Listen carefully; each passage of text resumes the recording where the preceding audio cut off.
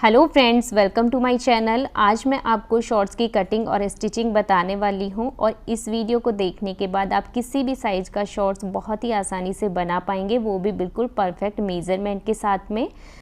तो सबसे पहले हमें जानना है कि हमें शॉर्ट्स बनाने के लिए कितना कपड़ा चाहिए। तो यहाँ पे मैंने आधा मीटर फैब्रिक लिया है जिसकी विड्थ 60 इंच है, और अगर कम विड्थ वाला फैब्रिक होता है तो हमें 1 मीटर कपड़ा लेना है।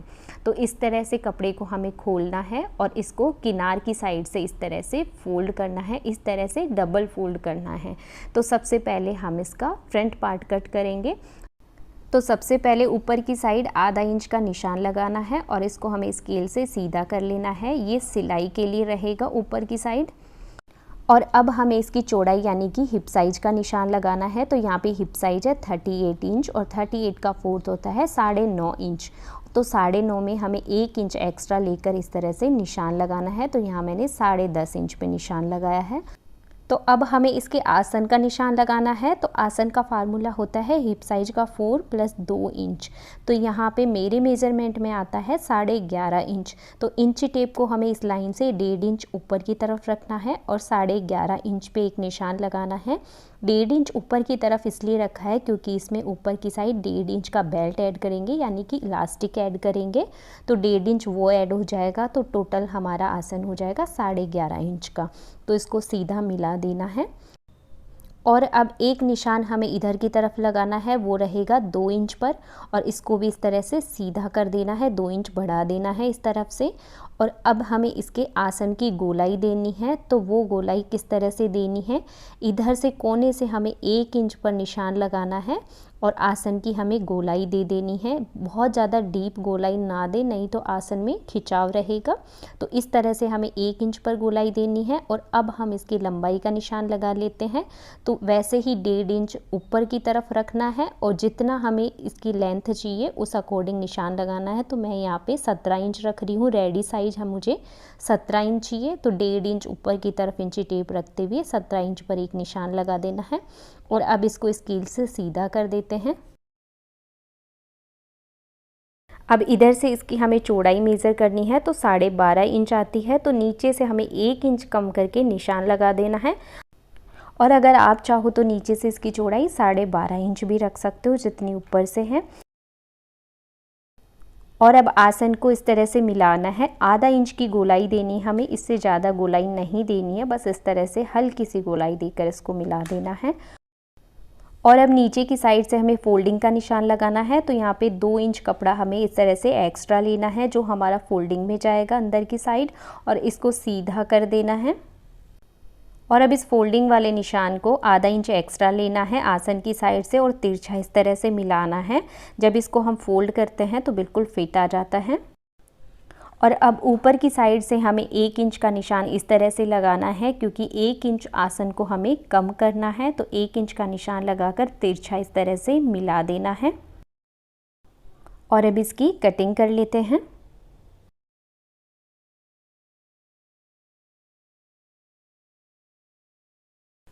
अब यहाँ मैंने फ्रंट पार्ट की कटिंग कर ली है और अब बैक पार्ट की कटिंग करेंगे। तो सेम उसी तरह से कपड़े को हमें डबल फोल्ड करना है और अब इसके ऊपर फ्रंट वाले पार्ट को हमें इस तरह से रखना है। नीचे की साइड से हमें इसको फिक्स मिलाते हुए रखना है और ऊपर की साइड से इसके आसन को हमें बढ़ाना होता है। तो ऊपर की साइड हमें एक्स्ट्रा फैब्रिक लेना है।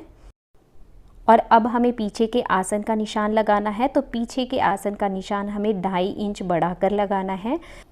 इस तरह से हम जब पीछे का आसन को बढ़ाकर लेते हैं तो फिटिंग काफ़ी अच्छी आती है। पैंट हो चाहे प्लाजो हो, सभी में इस तरह से आसन को बढ़ाकर लिया जाता है।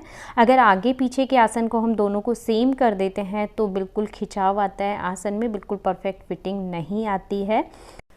अब पीछे के आसन के साइड में भी हमें 2 इंच एक्स्ट्रा बढ़ाकर लेना है। पीछे का जो हिस्सा होता है वो 2 इंच एक्स्ट्रा होता है। अब पीछे के आसन को इस तरह से सीधा कर देना है और अब आसन की साइड से भी हमें 2 इंच एक्स्ट्रा बढ़ाना है और नीचे की साइड भी 2 इंच पर निशान लगा देना है।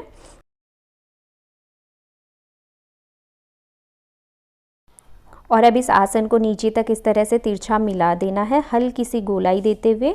और अब इसके आसन की हमें गोलाई देनी है, सेम उसी तरह से 1 इंच का निशान लगाना है और इस तरह से गोलाई देनी है। और अब 2.5 इंच का ऊपर की तरफ निशान लगाना है, ये हमारे आसन का रहेगा पीछे का। और अब इसको हमें तिरछा इस तरह से मिला देना है। और अब पीछे वाले हिस्से की भी कटिंग कर लेते हैं। अब यहाँ मैंने आगे पीछे के दोनों हिस्सों की कटिंग कर ली है, तो साइड में इसका जो जॉइंट वाला हिस्सा है इसको भी हमें काट कर अलग कर लेना है।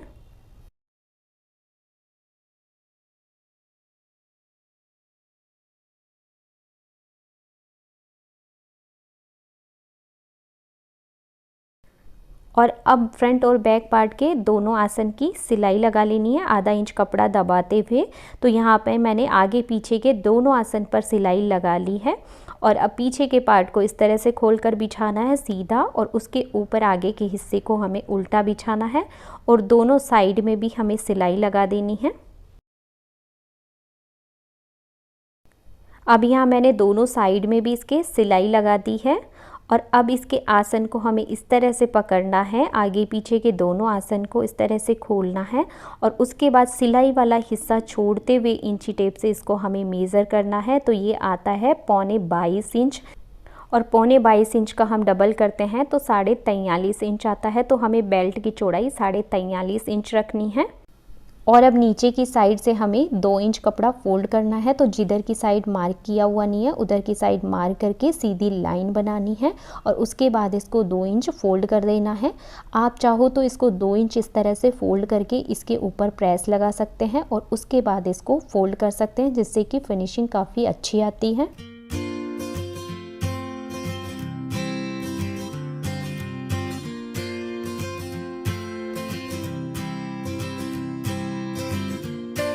अब यहाँ मैंने नीचे की साइड से भी फोल्ड कर लिया है। और अब इसके बाद हम इसमें बेल्ट अटैच करेंगे। तो यहाँ पे मैंने बेल्ट कट कर ली है। तो बेल्ट की चौड़ाई रखी है मैंने 4 इंच, क्योंकि हम इसमें 3 इंच का इलास्टिक डालेंगे।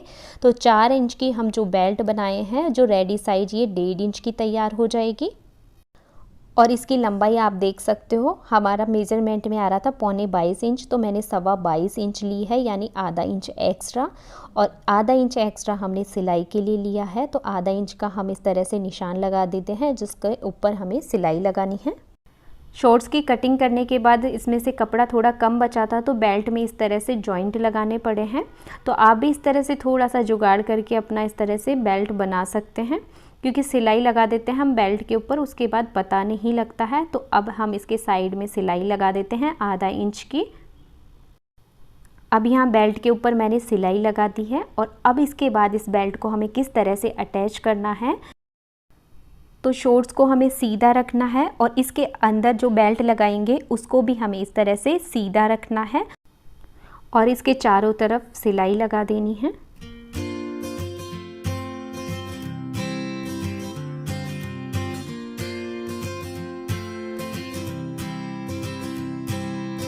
अब एक सिलाई लगाने के बाद बेल्ट को हमें बाहर की तरफ फोल्ड करना है। इस बेल्ट की चौड़ाई हमें 1.5 इंच रखनी है। तो पहले इसको इस तरह से फोल्ड करके नापना है, इस तरह से कि 1.5 इंच है या नहीं। तो 1.5 इंच से जस्ट 1 पॉइंट एक्स्ट्रा लेना है, क्योंकि इस तरह से हम इसमें 1.5 इंच का इलास्टिक डालने वाले हैं। तो यहाँ अब मैंने बेल्ट के ऊपर भी सिलाई लगा ली है, और थोड़ा सा हिस्सा मैंने इसका खुला रखा है, जिसमें से हम इसमें इलास्टिक डालेंगे। अब इसके नीचे की दोनों पैरों की सिलाई भी लगा देनी है। तो इस तरह से पकड़कर हमें इसकी आधा इंच की सिलाई लगा देंगे। अब यहाँ मैंने दोनों पैरों के अंदर की तरफ भी सिलाई लगा ली है, और अब इसमें मैंने इलास्टिक डाल दिया है। तो इलास्टिक की लंबाई हमें कमर की साइड से 2 इंच कम रखना है। और अब इलास्टिक डालने के लिए हमने जो खुला हिस्सा रखा था उसको भी सिलाई लगाकर बंद कर देना है। और इसकी सिलाई लगाने के बाद हमें इसकी बेल्ट को इस तरह से खींचना है, जिससे कि ये कपड़ा चारों तरफ इक्वली हो जाए। और उसके बाद हमें इसके ऊपर इस तरह से खींचते हुए 2 सिलाई लगा देनी है। दोनों सिलाई के अंदर हमें आधा आधा इंच का गैप रखते हुए लगाना है, जिससे फिनिशिंग काफ़ी अच्छी आती है बेल्ट के अंदर।